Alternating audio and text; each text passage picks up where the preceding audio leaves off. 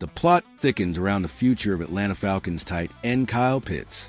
Just when it seemed like the Falcons were leaning towards keeping him, a new report from ESPN's Jeremy Fowler suggests that both the team and Pitts himself might be more open to a trade than previously thought. This comes after initial reports surfaced that multiple NFL teams had contacted the Falcons about acquiring the talented tight end. On Friday, Jordan Schultz reported that while the Falcons would prefer to keep Pitts, it would likely take at least a second or third round pick for Atlanta to even seriously consider moving him. Now, Fowler's update on Saturday adds another layer. Speaking on ESPN SportsCenter, Fowler indicated that while the Falcons aren't actively shopping Pitts, the perception around the league is different. I don't think it's a situation where the Falcons are aggressively shopping Pitts, Fowler stated. But talking to other teams, it sounds like they believe Atlanta is at least open to the possibility, and Pitts might be too. I'm told he loves Atlanta.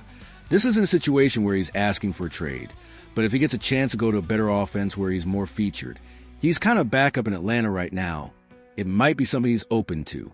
This backup label, even if not literal in terms of depth chart, certainly reflects a frustration around his usage. Pitts, now 24, is heading into his fifth NFL season in 2025.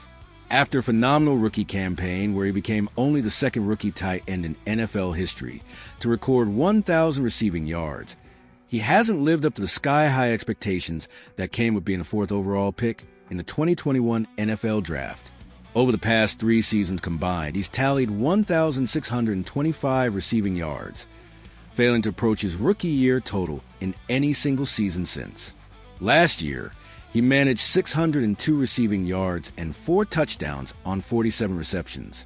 The Falcons have faced criticism throughout Pitt's first 4 seasons for not optimally utilizing him in the passing game. Interestingly, offensive coordinator Zach Robinson stated earlier this month that he expects Pitts to take a big leap in 2025. The question now is, if that leap does happen, will it be in an Atlanta Falcons uniform, or could it be with a new team where he might get the more featured role Fowler alluded to? The door, it seems, remains open. What are your thoughts on this latest update? Do you believe Kyle Pitts will be traded? And if so, where would be the best fit for him? And what should the Falcons demand in return? Let us know your opinions in the comment below. All right, NFL fans, the Kirk Cousins saga in Atlanta continues to be one of the most talked about storylines this offseason. The former Minnesota Vikings quarterback finds himself in a tricky spot, potentially looking at a backup role for the first time since 2014, and the trade rumors just won't quit. This time, a familiar Vikings nemesis is back in the spotlight as a potential landing spot. You'll remember Cousins left the Vikings after the 2023 season, chasing that massive contract with the Atlanta Falcons. This, of course, paved the way for Minnesota to draft J.J. McCarthy. But then in a twist, the Falcons themselves drafted quarterback Michael Penix Jr., who ended up taking Cousins' starting job just 6 months later. Now, with Penix Jr. firmly entrenched as a starter, Cousins is an expensive, almost expendable QB2. So, could a trade still happen this summer? Some believe so, and once again, the New Orleans Saints have been floated as a shocking trade theory, this time by Bleacher Report. In fact, New Orleans have become a pretty popular hypothetical destination for Cousins in recent weeks.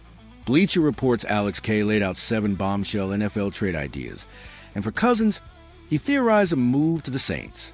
The proposed price? Cousins to New Orleans in exchange for a quarterback Spencer Rattler, a 5th-round pick, and a 7th-round pick.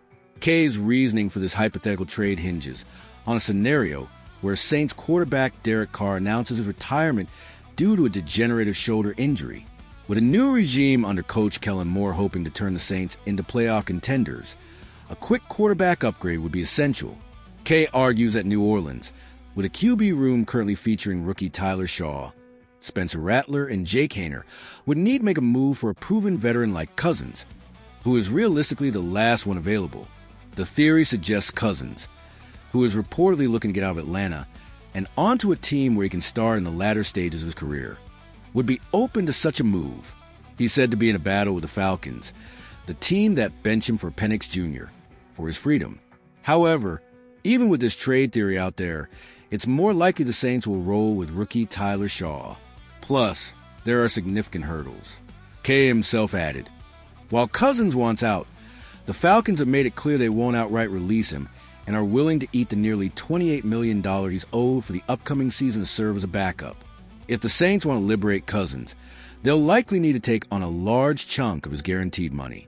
For an organization with only $29 million in available funds, such a move is far easier said than done. It's especially tricky considering Cousins represents a major upgrade for one of Atlanta's division rivals. Still, Kay posits that the Saints could find a way to make a deal happen and immediately become contenders if they offer the right mix of financial relief, draft capital, and a replacement player. Adding another layer to all this, Cousins did return to the Falcons' mandatory minicamp this week after skipping voluntary OTAs. His OTA absence raised eyebrows, as he rarely misses team-building events. However, he likely would have faced fines for missing minicamp. And if there's one thing we know about the 36-year-old, it's that he's about his money. Regardless, he's there, and a QB2 spot seems locked in. It's also crucial to remember, Cousins isn't winning the QB1 job in Atlanta unless Penix Jr. gets injured. There's no quarterback competition there. In New Orleans, however, Cousins would indeed face a QB battle against Shaw, Rattler, or Haener.